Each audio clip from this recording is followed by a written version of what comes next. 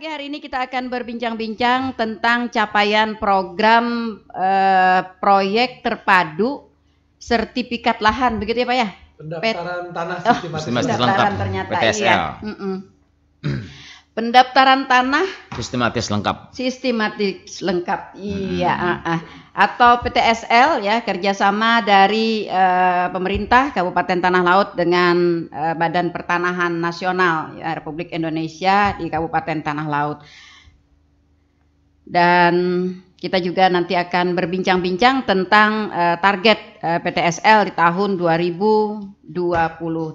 Saudara pendengar, kami ingatkan kepada Anda, kami menunggu suara Anda di 0811-5012-304. Baik, di awal ya, kita ingin penjelasan secara umum dulu Pak. Karena PTSL ini masih agak-agak belum memasyarakat. Iya, penjelasan secara umum tentang PTSL akan disampaikan oleh Pak Suhaimi. Silahkan Pak. Terima kasih Bu Nelly, selamat pagi Tanah Laut, warga Tanah Laut. Tahun 2022 adalah tahun yang berat Bu. Yap. Berat.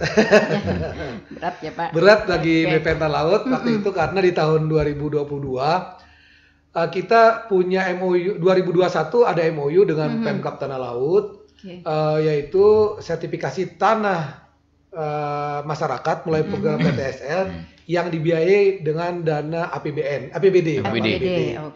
PTSL adalah kegiatan pendaftaran tanah sistematis lengkap yang kalau dulunya itu dapat kita persamakan dengan PRONA. Nah, tetapi bedanya PTSL itu pendaftaran tanah sistematis lengkap. Kalimat sistematis itu menunjukkan bahwa tanah yang diukur itu tidak sporadis. Dia mengelompok dalam satu kesatuan sehingga membentuk suatu peta dasar. Nah, sehingga sebenarnya endingnya dari PTSL itu adalah membentuk desa lengkap. Lengkap dalam arti tanahnya terpetakan dan tanahnya terdaftar atau tersertifikatkan. Nah, sehingga ada kalimat sistematis lengkapnya itu. Kalau dulu PRONA sifatnya sporadis. Jadi memang dulu belum membentuk satu pemetaan desa demi desa. Nah, kalau boleh Bu, saya ingin flashback dulu di tahun 2022. Siap. Tahun 2022 itu untuk target sertifikat itu antara PTSL dan non PTSL di BPN Tanah Laut sebanyak 23.252 bidang. Itu emang luar biasa sekali. Di tahun 2022 juga kami diikutkan kompetisi untuk WBK. ZIWBK. Di tahun 2022 juga kami ada kegiatan evaluasi kinerja, kemudian yang di Kalsel kami ditunjuk untuk mewakili BPN Kalsel. Nah, jadi tahun itu memang luar biasa dan berat tadi Pak ya. Berat, tetapi ternyata ada kemudahan yang diberikan oleh Allah. Yang pertama kami berbangga bahwa PTSL, target PTSL itu kan 22.100, 10.000-nya itu dengan dana PHDN dari pemerintah daerah, itu tercapai 100%. Jadi kegiatan BPN Tanah Laut tercapai 100% seluruhnya. Alhamdulillah. Kemudian juga kami begitu pengumuman 5 Desember itu, ternyata kami berhasil meraih WBK. Ya, kemudian evaluasi kinerja, di Indonesia kami mendapat peringkat kelima. Dan Januari tadi kami juga mendapatkan apresiasi karena kami mendapatkan 6 award dari BPN Kanwil dan kami mendapat peringkat terbaik se-Kalsel. Wow, selamat. Saya katakan ini kenapa? Karena saya merasa koordinasi dengan pemerintah daerah sangat bagus dan terlebih lagi Bu, dukungan dari masyarakat dan aparat desa di Tanah Laut ini memang luar biasa.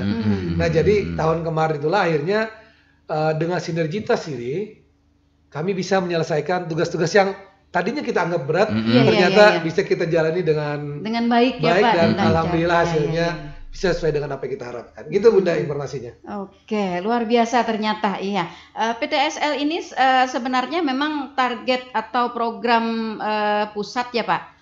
Program pusat tapi dipadukan dengan pemerintah daerah.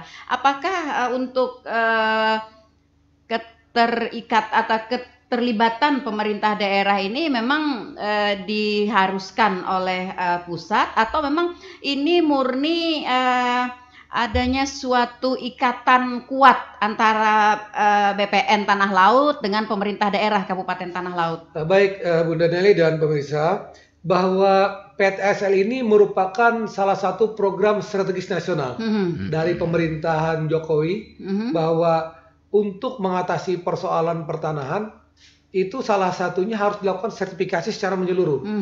Nah, kedua, bahwa di Indonesia ini bidang tanah yang terdaftar ini kan masih sekitar kalau sekarang sudah sekitar 75%.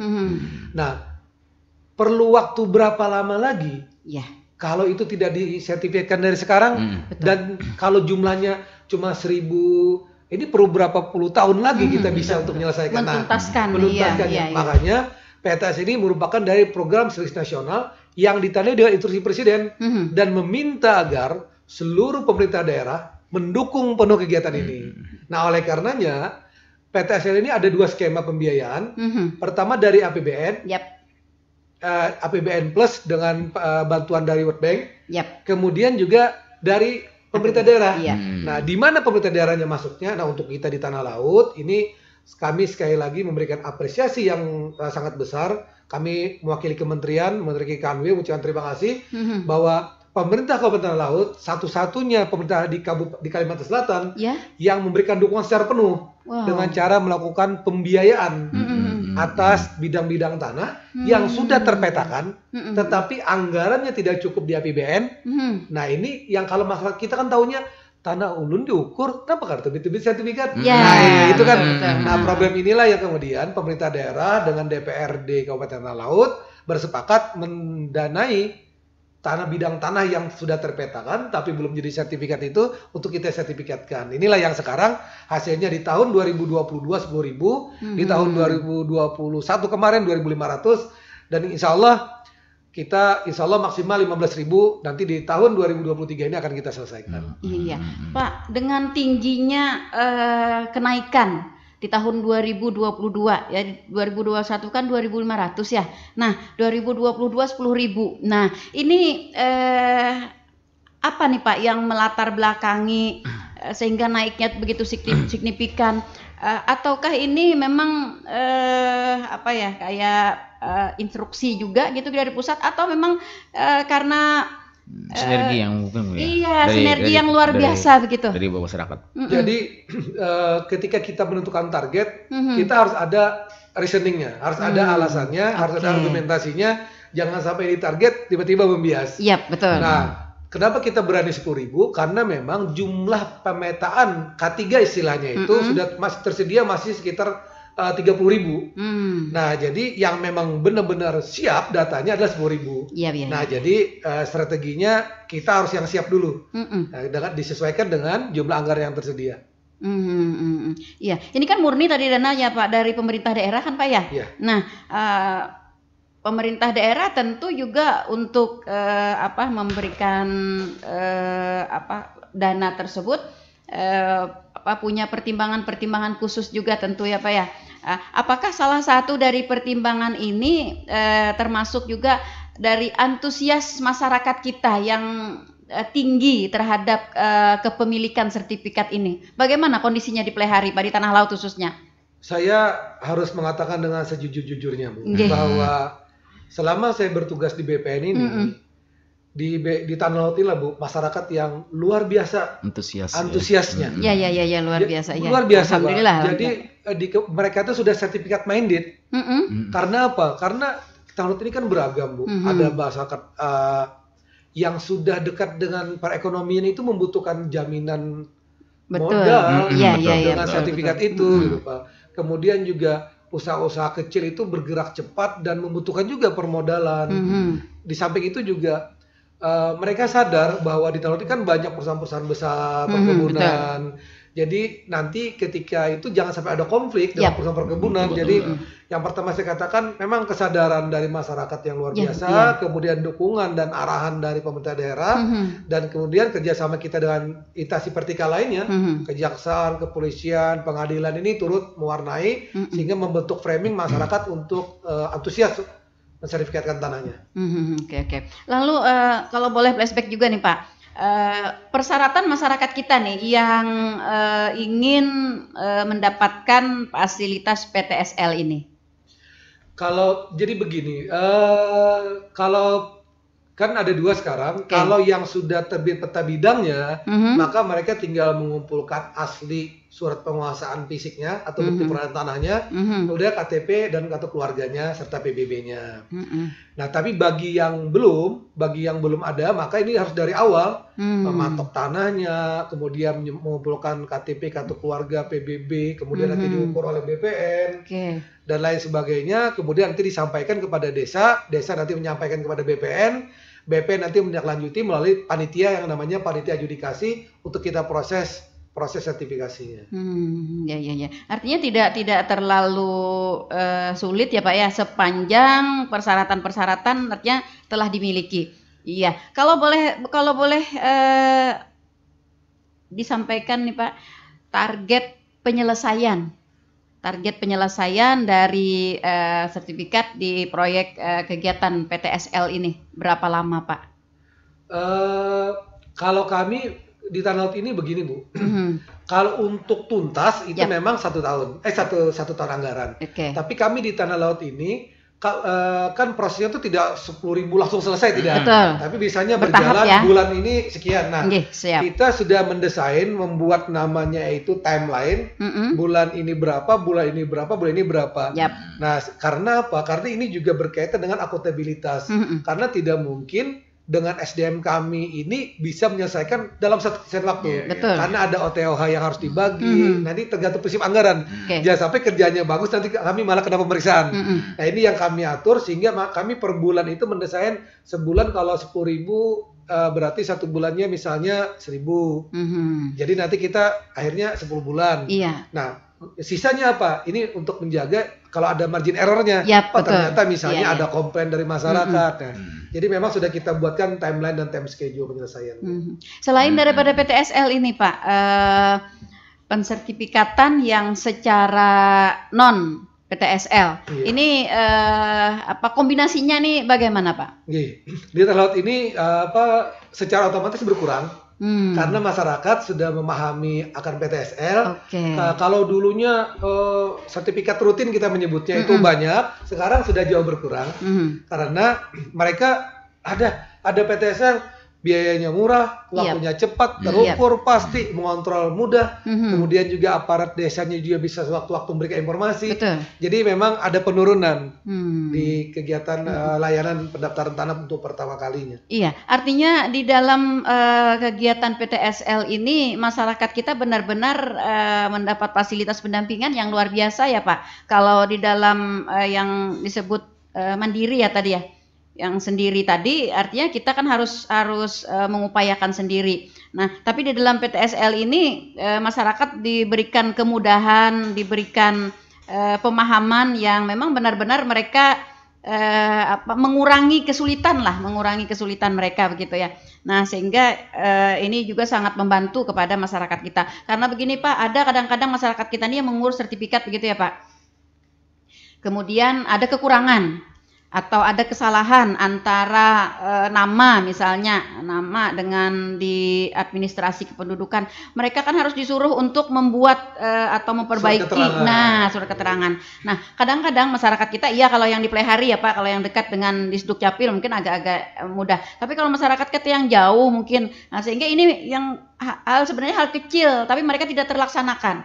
Nah, tetapi dengan adanya PTSL ini mereka mendapat pendampingan, kemudian juga mendapat fasilitas koordinasi dari ATR BPN sendiri ya, sehingga hal-hal yang seperti itu mungkin dapat diatasi dengan mudah ya Pak ya. Saya kira poinnya itu Bu. Poinnya itu karena ketika kita melakukan kegiatan PTSL, maka ada kegiatan namanya penyuluhan. Penyuluhan itu kita melibatkan dari teman kejaksaan, kepolisian, pemerintah daerah, sehingga dari awal masyarakat sudah bertanya, Pak, nama saya Suhaimi, tapi di surat saya Pak tertulis Suhaiman. Nah, ini bagaimana? Nah, dari sekarang coba koordinasi dengan kepala desa, minta keterangan ke Dukcapil, nama yang benar nih sesuai KTP atau yang mana. Nah, sehingga ketika berkas masuk itu sudah dilengkapi. Nah, ketika dia mandiri kan edukasi itu belum tersampaikan. Betul sekali. Nah, itu yang saya maksud tadi Pak. Karena banyak juga masyarakat kita yang sudah sangat merasakan dan sudah merasa sangat berterima kasih kepada BPN dan pemerintah daerah karena begitu mudah. Karena mungkin ada pengalaman mungkin dari orang-orang sekitar. Ini mengurus sertifikat ini yang secara mandiri itu ya lama.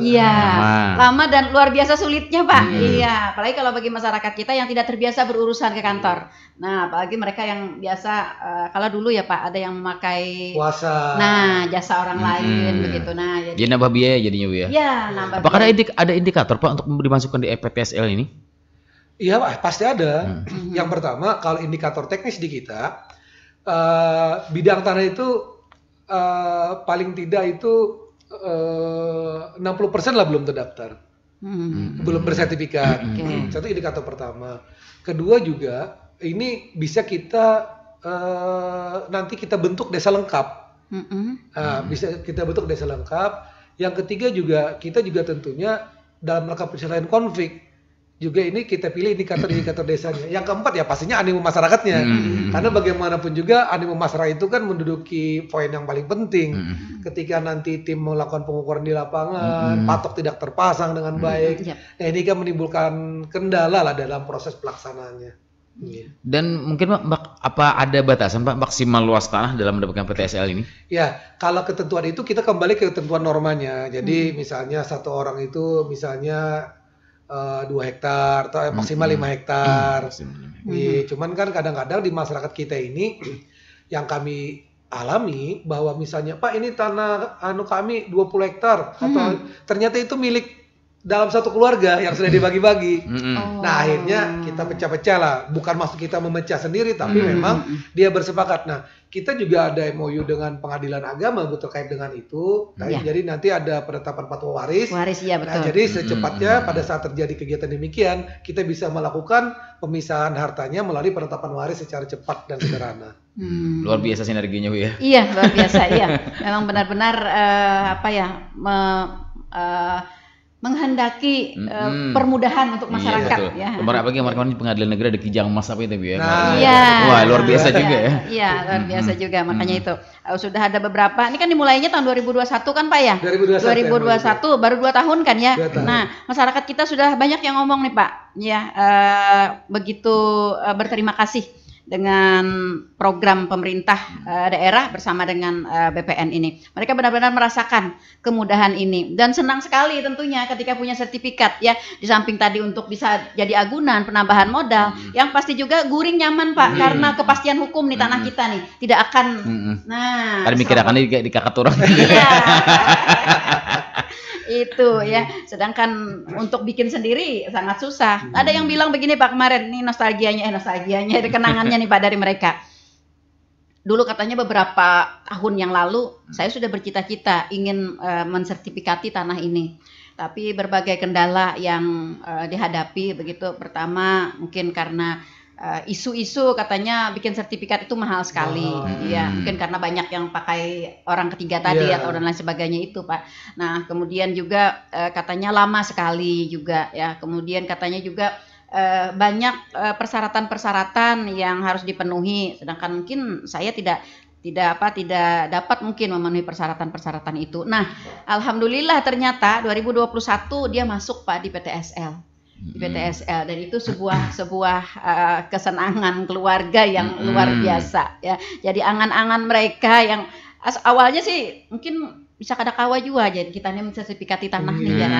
Bisa kada kawa juga aja. Nah dan yang lebih merawankan hati Pak di lokasi itu ternyata sudah mulai ramai, sudah dirambah, sudah ada perkebunan. Nah, sudah ada perkebunan. Ya, pemilik tanah kan khawatir, Pak. Iya. Nah, akhirnya dengan ada PTSL 2021 dia masuk.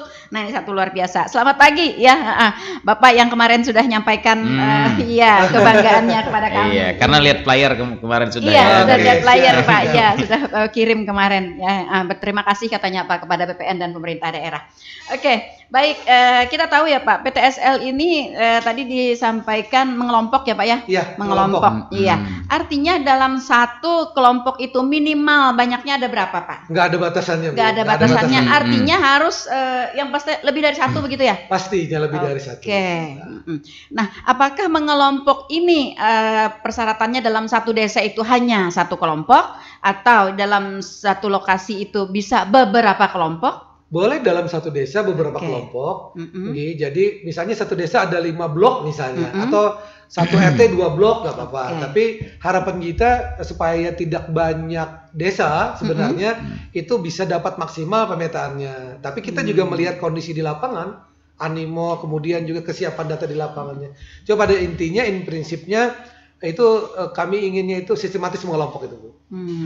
Mungkin kita tahan Bu ya, ada yang menelpon Bu. Oke, silahkan. Ya, suara pendengar, selamat pagi. Pagi Bu. Iya, apa di kabar nih Pak? Baik. Pagi Pak Suemi, apa kabar Pak? Selamat pagi Pak. Pak Haryanto di Batu Ampar Pak. Pak Haryanto Batu Ampar. Andu sekalinya. Aduh. Ya, sebelumnya saya berterima kasih dulu nih kepada radio kan tempo hari di program yang sama kita ketemu dengan Pak Suemi, bertanya dan alhamdulillah kemarin sudah berhasil dimediasi sama pihak keluarga. Cuma masih mengalami kebuntuan. Insya Allah mudah-mudahan diberikan kemudahan memediasi para ahli waris yang kemarin. Itu kan punya tanah itu di Cuan Sungai Pak. Nah untuk bikin sertifikatnya itu perorangan apa? Agak terputus nih. Oke. Mungkin bisa diulang Pak. Halo. Ya halo mungkin Pak. Bisa diulang Pak. Oh iya. Ulun tuh kan punya tanah itu sedikit lah, ada beberapa meter. Mau bikin sertifikat, cuma kan itu di pinggir sungai, di pinggir sungai. Nah itu bikin sporadik dulu langkah ke sertifikat atau gimana itu Pak Suemi? Itu aja sih. Ya, terima kasih Pak. Waalaikumsalam warahmatullahi wabarakatuh. Terima kasih Pak Haryanto Batu Ampar. Iya. Alhamdulillah kemarin Pak ditindaklanjuti yang kita ketemu beberapa waktu yang lalu ya tentang permasalahan tanah, permasalahan waris ya kemarin ya, tanah waris. Dan meskipun belum selesai tapi sudah berjalan separuh jalan. Ya mudah-mudahan di kelanjutannya di tahun ini nanti akan bisa diselesaikan permasalahan itu. Yang kedua tadi tentang sertifikat tanah Pak Sidin bisi tanah di pinggir sungai. Nah, 2-3 meter aja berarti 5 Pak. Oke, silakan Pak. Baik ya. Pak Haryanto selamat pagi, salam sehat. Mudah-mudahan nanti ada titik temu lagi nanti dengan waris supaya nanti persoalan kita bisa selesai. Yang kedua Pak Haryanto, kalau terkait dengan tanah, kalau nanti Angsau itu ada program PTSL, segera saya kabarkan ke Bapak. Satu. Yang kedua, jika nanti tidak ada kegiatan PTSL di sana, kemudian Bapak bisa melakukan sertifikasi melalui kegiatan rutin. Nah, kemudian yang menjadi menarik ini adalah objek tanahnya, posisinya di pinggir sungai. Nah, pinggir sungai itu tentu saja ada namanya garis sepadan. Nah, nanti coba koordinasi dengan aparat desa setempat dan kecamatan, berapa sih meter sih garis sepadannya. Nanti setelah itu baru kemudian dibuatkan surat penguasaan fisiknya. Nah, jika ternyata surat penguasaan fisiknya atau bukti penguasaannya sudah ada, itu saja yang didaftarkan. Nanti tinggal kami mengkonfirmasi dengan aparat desa, kecamatan setempat dan pemerintah daerah berapa sih batas sepadan sungai di sananya. Nanti kami terbitkan sertifikatnya yang tentu saja nanti akan kita kurangi dengan batas sepadan sungainya. Oke, Pak, batas sepadan sungai ini yang menentukan siapa Pak?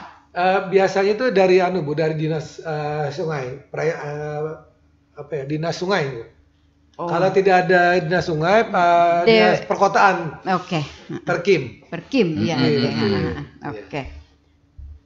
Berarti sudah ada ketentuannya ya Pak ya, misalnya sungai di mana gitu ya, sepadannya sekian. Biasanya ada di dalam Perda RT RW itu sudah ada Bu, cuma tidak detail. Nanti detailnya nanti di Perda setempat. Iya. Artinya ini Pak Har nanti akan mudah aja gitu kan ya, karena sudah ada ketentuan-ketentuannya ya. Jadi bukan artinya kita meramal-ramal gitu ya Pak. Iya, ini kira-kira sungai ini sepadannya berapa ya cocoknya ya. Nah, itu karena ini sudah ada seperti yang disampaikan oleh Pak Suhaimi tadi. Oke, kita ke suara pendengar yang live di Facebook kita. Selamat pagi. Assalamualaikum warahmatullahi wabarakatuh. Waalaikumsalam warahmatullahi wabarakatuh. Ada Pak Anang di Ambungan, Pak. Uluni diisi tanah Pak Ai di bawah Gunung Kayangan. Nah, di bawah Gunung Kayangan berarti di Ambungan ya. Masih sporadik Pak Ai. Nah, tapi ulun nih kada yakin lagi hendak mensertifikati. Nah, Pak itu kayaknya yang kemarin itu juga nih. Mensertifikati karena bersebelahan tanah lawan tanah Pemda. Nah, jar semalam Pak tanah Pemda di higanya itu. Tapi semalam ada sudah ulun nih dikirimi lawan buhan desa intang mana tanah Pemda. Intang paham lah Pak? Ya. Parak mana batasnya? Iya, oke. Nah, intang mana tanah Pemda atau plot tanahnya ya. Nah, kira-kira kawalah sudah diolahkan sertifikat. Hendak mengikuti program PTSL Pak. Mohon penjelasannya Pak. Terima kasih. Oke, satu Pak ya. Oke, yang kedua. Mungkin tampung dulu ya. Iya, jadi biar sekalian nanti ya Pak. Yang kedua, Waalaikumsalam warahmatullahi wabarakatuh. Ada Pak Ardi di kawasan Playahari Pak. Pak Ardi, Unpad Petakun Pak, Tempulu ada pian. Nah, soalnya mun gak ada sidin, ngali ya kalau takut ada yang pahamnya soalnya. Iya. Kawalah mengupdate atau mengubahkan, ya mengupdate atau mengubahkan. Ntar ada yang nelpon ini. Oke.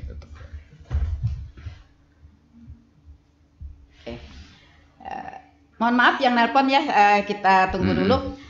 Ya, kawalah mengupdate atau mengubah ukuran tanah di sertifikat Pak.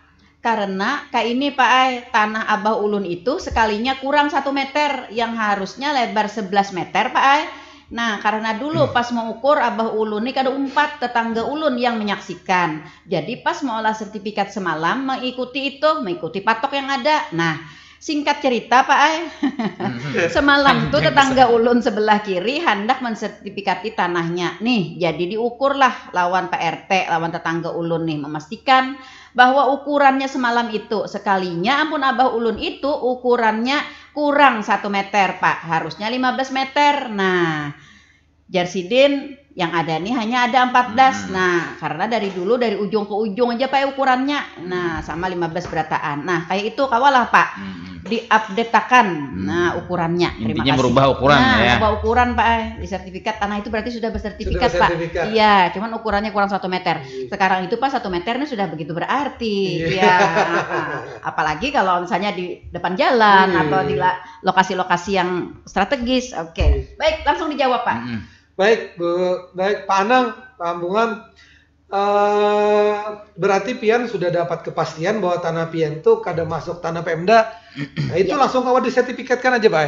Pian lapor Pak Kades saja, kebetulan Pak Kadesnya rajin ke BPN, laporkan aja, karena kami follow up, kami tindak lanjuti. Kami tindak lanjuti masuk ke PTSL.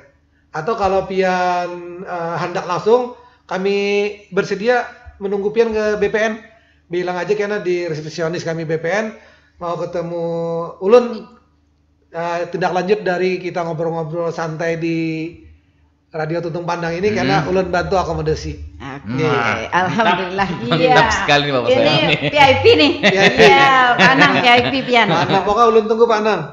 Oke. Kemudian untuk Pak Ardi, boleh Pak Ardi, jadi di dalam ketentuan pasal 45 di PP 2497 bahwa perubahan bat sebidang tanah dapat dimungkinkan sepanjang memang alasan-alasannya dapat dibenarkan secara hukum. Nah, nanti Pian mengajukan pengukuran ulang. Pengukuran ulang ke BPN, kemudian diberi patok kembali sesuai penunjukan Pian, karena kami ukur, kami pisahkan antara yang sudah bersertifikat dengan sisanya yang belum, kita cek lagi kemudian nanti ada kelengkapan administrasi yang dipenuhi, salah satunya adalah kesepakatan batas bidang tanah, bahwa batasnya memang benar di situ. Barangkali dulu bisa jadi panjangnya tuh 15, tapi karena patok ditunjukkan 14 ya kami hanya berani menerbitkan 14 saja. Nah, tapi sekarang karena sudah kesepakatannya jelas, patoknya jelas, ini bisa saja Pak. Cuman saya juga bisa membantu Pak sebelum melakukan pengukuran ulang, kan sudah ada biaya yang dibayar itu. Nanti sebelum keluar biaya bisa aja koordinasi langsung ke kami dulu. Bentuknya nanti semacam pengaduan konsultasi aja. Nanti kami bantu ke lapangan dulu, memastikan sudah oke, baru nanti kita ke lapangan. Nah, iya betul sekali Pak Ardi. Iya, beruntung Pian hari ini bisa. Iya, bisa langsung Pian. Langsung, iya. Jadi dapat jalur VIP juga ini Pak Ardi ya. Oke. Baik, jelas ya Pak Ardi ya. Jadi dapat dilakukan sepanjang sesuai dengan aturan yang berlaku ya Pak ya. Iya, oke. Baik, kita ke pendengar yang berikutnya yang live di Facebook. Facebook kita, Pak. Bagaimana Pak teknisnya untuk mengiau buhan pertanahan nih? Mengiau paham Pak ya? Oke, mengiau buhan pertanahan nih, gasan minta bantu mau ukurakan luas lahan. Bebiayakah Pak mengiaunya nih? Nah, terima kasih. Udin di Jelatan. Oke, Udin di Jelatan. Kemudian satunya dari Urang Kuringkit. Nah, dari Urang Kuringkit Pak bertanya, Pak lah, kalau sporadik itu ada 2, masing-masing pemilik mengklaim tanah itu. Nah, kayak apa Pak penyelesaiannya? Ini misalnya aja Pak lah, terima kasih. Oke, itu sporadik yang milik 2 Pak. Oke, yang berikutnya, apakah tanah yang sudah bersertifikat bisa digugat? Nah, Udin sedunia masih di Oke, 3 Pak. Iya. Langsung lah. Silakan Pak. Ramai hari ini. Bang Udin, kalau mengiau BPN kada bayar. BPN gitu kan. BPN itu kan. Jadi sebenarnya di kami itu banyak layanan. Layanan untuk mengetahui luas tanah ada di kami, ada PNBP-nya Pak. Ada nanti silakan aja ajukan ke kami, kirim surat. Nah, ngarannya itu untuk mengetahui luas. Tapi ya saatnya pian harus patok dulu. Tanya benar daripada mau ukur-ukur sorang, kemudian diukur orang, tapi karena tahu ternyata dalam kawasan hutan atau dalam hagio orang, dijual-jual ke orang jadi masalah. Jadi kalau nanti di kami bisa berikan informasi, oh yang diukur misalnya 5 hektar, yang 2 hektarnya kena kawasan hutan, oh yang sekiannya kena hagio orang, oh di atas ada sertifikat. Jadi kayak bisa berikan informasi itu nanti. Nah, kemudian kalau Urang Kuringkit tadi ada sporadik ada 2 dalam satu lahan. Berarti ada 2 pengakuan atas satu objek tanah. Nah, berarti pasti satu ada yang kada bujur. Nah, ini harus diselesaikannya karena ini sporadik, penyelesaiannya tidak bisa di BPN, bukan tidak bisa, tidak mesti harus di BPN. Tapi kami bisa membantu. Kalau kami dipanggil, ini masuk ranah kami juga namanya penyelesaian sengketa pertanahan, bukan perkara pertanahan, tapi kami bisa membantu. Kemudian yang paling penting ini adalah peran dari pemerintah desa. Nah, pemerintah desa, karena sporadik ini kan dikeluarkan sama desa, nomor registernya. Artinya registernya tercatat 2 register dalam satu objek yang sama. Jadi pada intinya, kalau ingin menyelesaikan, ya harus diselesaikan musyawarah mufakat.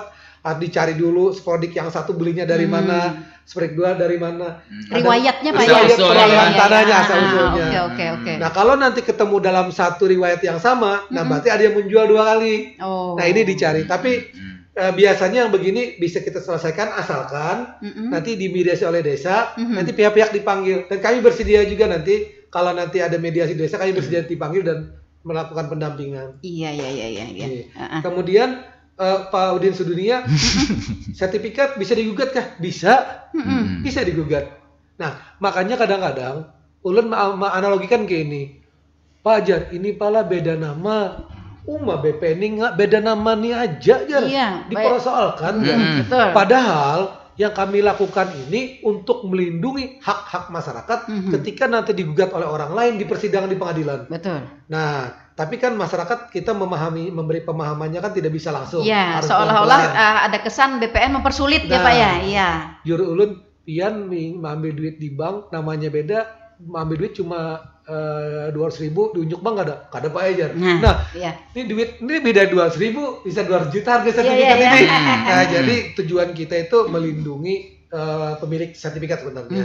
Kenapa SCM bisa digugat? Ya ini kalau ulun boleh berteori sedikit dalam teori pendaftaran tanah Indonesia ini mengarut stat sel negatif, Bu. Stat sel negatif itu artinya bahwa negara ini melindungi siapa sebenarnya pemilik hak yang paling benar. Nah, kalau anggap saja misalnya di negara Australia, di Singapura, kalau sertifikat digugat, maka yang diambil itu bukan tanah dan sertifikatnya, tetapi negara mengganti rugi berapa jumlah nilai tanah yang digugat itu. Karena sistemnya itu positif. Tapi kalau yang negatif kayak kita di Indonesia, kalau nanti yang sertifikat digugat kalah, sertifikat nanti diserahkan kepada yang menang. Tanahnya diserahkan kepada yang menang. Yang menang. Oke. Baik, kita ke suara pendengar dulu, Pak. Halo, selamat pagi. Selamat pagi, Bu. Iya, dengan siapa di mana, Bapak? Dengan siapa, Pak? Dengan siapa, Pak? Halo. Halo. Halo, ya. Dengan halo. siapa nih, Pak? Agak terputus. Dengan siapa, Pak? Dengan Pak Pajar, Pak, dari dengan Pak Pajar. Oke, Pak Pajar. Oke. Di mana Halo. pian, Pak? Ya. Halo. Nggih. Halo, ya. Halo. Ya, halo, terdengar, Pak. Halo. Halo, ya, terdengar Pak Pajar. Terdengar. Nggih, suara pian terdengar. Nggih, dari Desa Bengkulu. Oke, Bengkulu. Silakan, Pak. Oh, wajar. Nggih, Kades selamat nih. siang Pak Soimi. Selamat siang Pak Kades. Sahabat Oh, Ulun di Kades. situ. Sahabat langsung Ulun Pak apa? Kades. Iya. Oke, Pak Kades silakan, Pak. Nggih, ini lo tanya dengan Pak Soimi masalah PTS yang kemarin kan. Nah, sekarang kan kemarin kan ada masalah dengan PT SSU, Pak. Hadirnya SSU. Jadi kan sekarang kan mereka kan mengklaim lagi ternyata kata mereka itu wilayah mereka. Padahal di peta di BPN kan di luar pada hidupnya SSU, Pak, tanah masyarakat kami. Oke.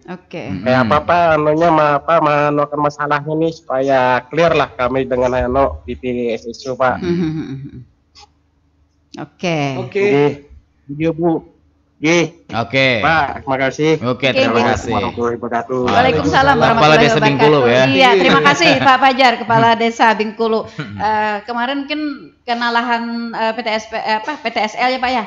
Nah, ternyata Ada setelah klaim. ya, nah diklaim oleh yang salah satu perusahaan begitu. Nah, penyelesaiannya katanya Pak bagaimana prosedurnya? Pak Fajar, jadi kalau kita terbitkan PTSL, berarti petanya itu memang sudah tidak tumpang tindih lagi dengan HGU. Nah, kalau nanti dari PT SSU mengatakan ini lahan mereka, nanti kita cek benar tidak. Nah, kalau begitu Pak Fajar supaya masuk ke dalam sistemnya, Pak Fajar kirim surat aja ke BPN. Nanti akan kami panggil PT SSU-nya supaya dia juga bisa menunjukkan buktinya kalau itu lahan mereka. Nanti kita pertemukan di BPN, Pak, kita mediasi di BPN. Iya, Pak Fajar ya, kirim surat ke kami, nanti kami juga bisa nanti untuk memanggil PT SSU-nya. Iya, begitu ya Pak Fajar, Pak Kades. Iya, kirim surat Pak. Jadi jangan sampai nanti penyelesaiannya berlarut-larut ya Pak ya, karena akan menimbulkan dampak yang mungkin lebih luas lagi. Komunikasi langsung lebih nyaman.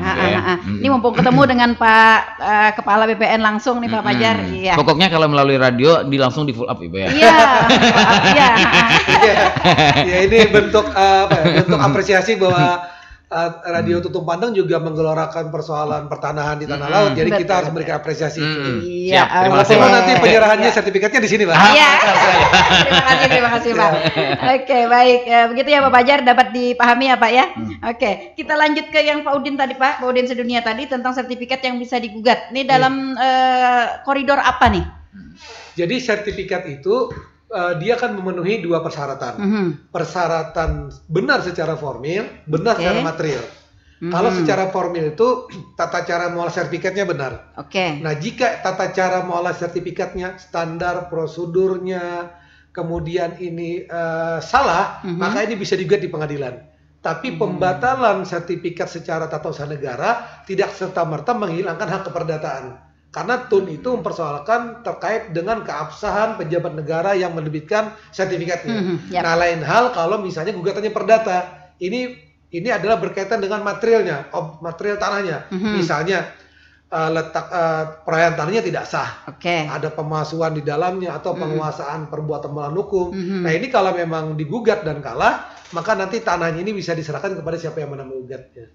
Nah, ini gugatannya di pengadilan perdata, pengadilan negeri. Pengadilan negeri. Iya, ini misalnya seperti kemarin yang baru saja terjadi itu tanah waris, ya tanah waris itu tidak bersertifikat Pak, tidak bersertifikat. Nah, lalu salah satu dari waris itu ya mensertifikati ya tanpa sepengetahuan dari waris yang lainnya. Nah, itu berarti kan dapat dibatalkan ya. Material cacat material dapat dibatalkan itu. Iya, jadi pada intinya ya Pak Udin Sedunia, meskipun tanah itu sudah bersertifikat, tetapi masih dimungkinkan untuk dapat digugat ya Pak ya. Iya.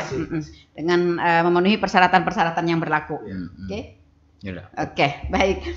Kita ke target 2023. Oke, 2023 nih target kita nih bagaimana Pak? Boleh dapat bocoran dulu nih ya, para pendengar nih yang pasang telinga ya.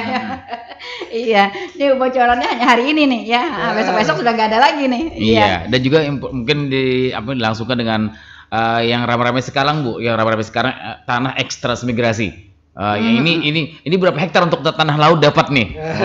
Berapa hektar buat ada juga pertanyaan dapat, kemarin ya betul. Iya. Baik, tahun ini alhamdulillah kami bisa bernapas lebih ringan sedikit. Kalau tahun kemarin 2022 yang APBN ya di luar dengan dana Pemda itu kami 11.200. Jadi 21.200. Ya kalau tahun ini yang PTSL dana dari BPN itu 534 bidang. 534 bidang saja, Pak. Dan kami targetkan nanti di bulan Maret sudah selesai. Bulan Maret sudah selesai. Itu ada di 5 desa. Jadi Sungai Riam, Atu-Atu, Panyipatan, Damar 5, Tampang ini sudah panitianya pun sudah dilantik, panitia dedikasinya kepada saya sudah dilantik. Sekarang kami dalam tahapan pengumpulan data yuridis. Dan mungkin minggu depan kami sudah siap pengukuran. Ini yang berasal dari K3 data sudah terpetakan. Nah makanya kami berani memasang target Maret nanti selesai, triwulan pertama ini selesai. Yang kedua PTSL juga ada yang masih dana Pemda ini yang untuk sementara ini yang masuk ke anggaran kita 10.000 dulu. Nanti 5.000-nya akan kita tambahkan pada saat APBD perubahan. Nah yang 10.000 ini kami mengambilnya seluruh di Kabupaten Tanah Laut. Jadi dan kami ini membuka informasi seluas-luasnya bagi masyarakat yang mengajukan kami inventarisasi. Nah nanti akan kami bagi-bagi supaya ada aspek pemerataannya. Tidak hanya di kecamatan A saja. Saya inginnya kalau bisa di seluruh kecamatan laut ini bisa terbagi rata. Semuanya bisa mendapatkan target dari 10.000 bidang ini. Nah, lalu untuk mendapatkan target itu, untuk masuk dalam target itu, Pak, apa yang harus dilakukan oleh masyarakat? Pertama masyarakat sampaikan ke kepala desa, sampaikan ke kepala desa bahwa kami ingin disertifikatkan data kami ini, NIB-nya ini sampaikan. Karena kami biasanya sebelum kegiatan berlangsung selalu ada rapat para PTSL dulu dengan kepala desa. Seluruh kepala desa kita panggil, Pak, pian ada ingin mengusir warga pian kah? Ini ada berapa? Data awalnya kami olah, kemudian kami undang kembali desa-desa mengusulkan, kita breakdown lagi. Nah sampai dapat data pastinya per desanya berapa. Kembali diingatkan ini mengelompok ya Pak ya? Mengelompok Pak. Ini ada. Kalau untuk yang sudah ada pemetaannya kayak dana Pemda tidak perlu mengelompok. Nah tadi ada yang bertanya soalnya Pak, ada yang bertanya. Ya, sampai kepada situ tadi tidak mengelompok ya dia sendiri ya Pak. Berarti dapat. Berarti dapat. Pak Dayat ya tadi bertanya nih. Ya yang tidak mengelompok nih berarti dapat ya untuk dapat di tahun 2023 ya Pak ya. Iya. Pian sesegeranya untuk mendaftar ke beberapa desa begitu Pak ya. Ya. Jadi masyarakat kita yang ingin mendapatkan fasilitas PTSL yang tidak mengelompok tadi apa namanya Pak? Sporadis. Tapi sudah dipetakan. Yang sudah dipetakan, ya segera mendaftar ke kepala desa ya. Jadi ini juga ditujukan ya agar dapat pemerataan ya masyarakat kita. Karena memang kemarin ada juga Pak, yang di desa itu aja Jan, desa kami ada Jan. Nah, ya itu kita menghindari seperti kita pilih kasih. Padahal dana Pemda dan dialokasikan Pemda dan DPR ini kan untuk melayani seluruh warga di Kabupaten Tanah Laut. Makanya kadang saya terpaksa harus menolak, janganlah kemarin desa pian, kasihan di kecamatan lain belum ada, supaya bisa merasakan semuanya gitu. Iya baik. Pak, ada yang bertanya juga nih Pak, ada banyak permasalahan-permasalahan pertanahan yang juga dihadapi. Kalau di dalam proyek PTSL ini sendiri Pak, permasalahan yang kita hadapi mungkin di tahun 2021-2022 ini apa nih Pak? Yang terbanyak itu banyaknya pemilik yang berada di luar lokasi itu. Itu yang terbanyak, sehingga itu menyebabkan kami terkendala. Nah, kalau di tanah laut ini luar biasa Bu. Kalau di hulu sungai, di mana itu pajak. Di tanah laut ini tidak. Iya. Jadi masalah masyarakat rata-rata sadar pajak. Alhamdulillah. Walaupun prosesnya kan kita cap dulu PBB terutama, tapi ketika mereka jual beli dan sebagainya itu cepat dipenuhi. Nah, yang paling mendasar cuma itu. Jadi banyaknya bidang-bidang tanah, khususnya di daerah Kurau. Kecamatan Koboi Makmur itu kan maklumlah mereka ada yang merantau, ada kemana. Nah itu misalnya dari 300 bidang yang diukur, ternyata 100 bidangnya itu pemiliknya di luar kecamatan. Sementara berdasarkan ketentuan kita di BPN, di luar kecamatan dan kecamatan berbatas itu tidak boleh mendapatkan sertifikat. Kecuali diberikan dalam jangka waktu 6 bulan, dia harus berdomisili di lokasi tanahnya atau selama 1 tahun dia harus memindah tangankan kepada warga yang ada di sana setempat. Padahal memang dia orang situ aslinya. Nah ini memang asalnya ya Pak ya, asalnya. Nah ini memang persoalan regulator Bu, tapi di pusat sedang dicoba dibuka untuk yang hal begitu. Mudah-mudahan nanti istilah kami itu absenti. Nah mudah-mudahan nanti peraturan absenti bisa dirubah, bisa lebih maksimal lagi, misalnya dibuka per kabupaten misalnya. Iya. Tapi itu khusus untuk tanah-tanah pertanian. Tanah-tanah pertanian. Kalau tanah perumahan seluruh Indonesia tidak masalah. Tidak masalah. Sama juga kemarin kan yang ini juga sudah diatasi juga untuk lokasi-lokasi ekstransmigrasi. Iya. Luar biasa pemerintah kita dengan BPN Tanah Laut untuk memberikan kemudahan kepada masyarakat dengan berbagai jalur ya, sehingga kita berharap masyarakat kita memang benar-benar dapat mengambil peluang-peluang fasilitasi ini ya dengan sebaik-baiknya. Nah kalau misalnya Pak terjadi ini tanah perumahan misalnya di luar transmigrasi yang tadi disampaikan Pian permasalahannya orangnya berada di luar dari tanah tersebut. Nah, dan sedangkan tanah itu nanti masuk dalam pemetaan PTSL. Apa yang harus mereka lakukan, Pak? Jadi kalau tanah perumahan itu tidak masalah, tidak berkaitan dengan persoalan absenti tadi, dimanapun berada tidak masalah. Jadi kalau itu tanah perumahan itu segera saja diberikan patok batas bidang tanahnya. Jadi pada saat diukur itu antara yang diukur dengan data yang disuratkan cocok, itu saja. Makanya nanti hari ini mungkin ini sampai jam berapa? Ada berapa waktu lagi? Kalau ada soalnya saya ada ingin menyampaikan. Bisa Pak, spesial buat Bapaknya. Nah, ini pas dengan pertanyaan Ibu Nelly tadi. Jadi kunci utamanya adalah patok batas bidang tanah. Nah, jadi yang tadi itu kami tidak masalah kalau misalnya pemilik tanah saat itu tidak berada di tempat, tetapi diberikan patok batas tanah yang sudah disepakati dengan batas-batas sebelahnya, istilahnya itu sebelahnya itu Nah, dalam kaitan itu pula tanggal 3 Februari nanti itu ada gerakan pemasangan patok batas bidang tanah seluruh Indonesia. Akan dipasang 1 juta patok. Nah, untuk Kabupaten Tanah Laut, kantor pertanian itu diberikan target 1000 patok. Nah, 1000 patok itu akan kita pasang di 2 desa, Sungai Riam dan Panjembatan. Nanti tanggal 3 Februari ini kami undang Radio Tutupan untuk live. Kita memberikan meliput nanti yang memasang tanda patok itu Pak Bupati.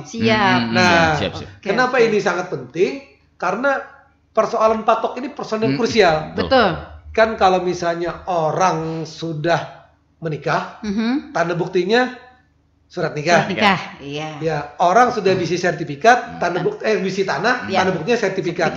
Orang merawat tanah, salah satu tanda buktinya diberi patok batas bidang tanahnya. Supaya apa? Orang tidak main-main lagi mafia tanah. Ada patoknya tanah orang nih. Kalau kada berpatok, jar mafia tanah. Ini kawat kita surati. Jadi anti caplok. Patok itu anti caplok. Jadi itu nanti tanggal 3 Februari dan mudah-mudahan nanti kita ada waktu untuk menggelorakan semangat memasang patok tidak hanya di desa itu. Gerakan memasang patok di seluruh Kabupaten Laut biar tanahnya terjaga dengan baik.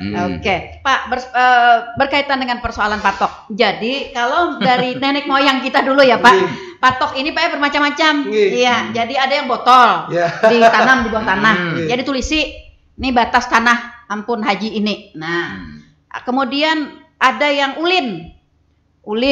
Nah, kemudian juga ada yang hanya pohon bertanam. Nah, sekalinya ditambah pohonnya. Iya. Nah, lalu Pak, patok yang dianjurkan oleh BPN sendiri nih Pak, seperti apa, bentuknya apa, dari bahan apa? Tunggu dulu Bu, Ulun pertanyaan statement Pian tadi langsung teringat. Ya. Teringat waktu Ulun begawi di Kota Baru mengukur di Batu Licin, Mas. Yap. Jadi waktu mengukur itu ukur ribut masalah patok. Yap. Di sini antar keluarganya juga bersebelahan. Datanglah kai Tuha. Ya. Ujar Sidin, ikam tabuk tanah di situ nah. Nah. Itu ada ulin nangku tanam batas buah nih, melebar di situ. Ditabuk Pak Ai sekitar 30 cm, dasar ada patoknya. Jadi orang dulu itu mindset memasang patok melihat tanah itu sudah tertanam. Nah ini mudah-mudahan warga kita yang zaman milenial ini jangan kalah. Ini bentuk menjaga tanah itu, sakralitas itu dijaga oleh beliau. Nah itu benar ya Bu, ada yang botol itu bujuran yang ulinnya ditanam, digari-garis Sidin sama parang. Nah ditanam Sidin, jadi begitu dibuka dasar bujur ada patoknya. Bang Iwan. Nah jadi apa tadi Bu, yang kaitan dengan standar patok, memang di ketentuan pasal 122 di PP 2497 397 diatur. Nah, pasang patok itu ada yang dari beton, ada dari ulin, dan bahkan ukur diameternya pun ada diatur. Nah, tetapi untuk yang gerakan kita masang patok ini, kita cukup patoknya dari ulin saja. Karena ulin ini kan anti karat. Nah, jadi bisa bertahan lama. Kayu besi juga yang tahan lama. Nah, mudah-mudahan juga yang untuk kita nanti tanggal 3 itu patoknya tuh 50 cm, 30 cm masuk ke tanah, 20 cm-nya kelihatan. Nah, tapi karena kita itu daerah kita nanti kita pasang itu ada yang rawa juga. Kalau 30 kalau pindah lama. Jadi ada yang juga 1 meter, ada yang 1,5 meter. Tapi munculnya tetap 20 cm dan itu nanti kita beri cat. Oke. Jadi artinya Pak, ini mumpung masyarakat kita juga ada yang bertanya nih, patok yang misalnya dipasang oleh masyarakat sendiri, patok yang dipasang oleh masyarakat sendiri. Misalnya bahannya ulin. Nah, lalu apakah patok ini harus diberi semacam tanda khusus begitu Pak? Atau dari BPN kah memberikannya? Karena begini, kalau kita ulin di masyarakat ya Pak, ulin di masyarakat bisa digantinya Pak, dicabut ternyata dialih diganti yang lain. Nah, ulin yang sama. Nah, ini bagaimana? Ini banyak permasalahan Pak di masyarakat kita nih. Jadi kan sebenarnya kan begini, kewajiban pemilik tanah itu memasang tanda batas bidang tanah. Artinya tanda bidang ya Pak, tanda Itu batas. satu kewajiban. Kemudian memelihara batas bidang tanahnya, itu kewajiban masyarakatnya. Kemudian batas bidang tanah tadi dengan patok batas bidang tanah itu ukurannya memang sudah ditentukan. Nah, BPN itu selama ini orang salah paham. BPN itu bukan menentukan batas, tapi menetapkan batas berdasarkan kesepakatan yang ditandai dengan patok batas bidang tanah. Nah, sekarang ini BPN itu zaman dulu Bu pernah melakukan namanya pengadaan patok lewat koperasi. Tapi ternyata pernah disalahgunakan dan ada temuan dari aparat penegak hukum. Nah, sehingga BPN tidak lagi menyediakan dan tidak lagi membuat tanda khusus, tetapi patok itu langsung dibuat masyarakat. Kalau dulu ada tulisannya BPN _10 gitu. Itu dalam registrasinya itu patok yang dikeluarkan, kemudian nomornya 10. Di pembukuan dicat nama siapa. Kalau sekarang kan tidak. Begitu bidang tanah kita pitch koordinatnya di PT sudah keluar semua. Nah, jadi artinya dari sistem manual sudah kita pindahkan ke sistem digital yang misalnya tanpa patok pun sebenarnya kita tahu. Tapi ini bukti bagaimana orang memiliki hubungan hukum dengan tanah. Salah satunya adalah patok batas bidang tanahnya.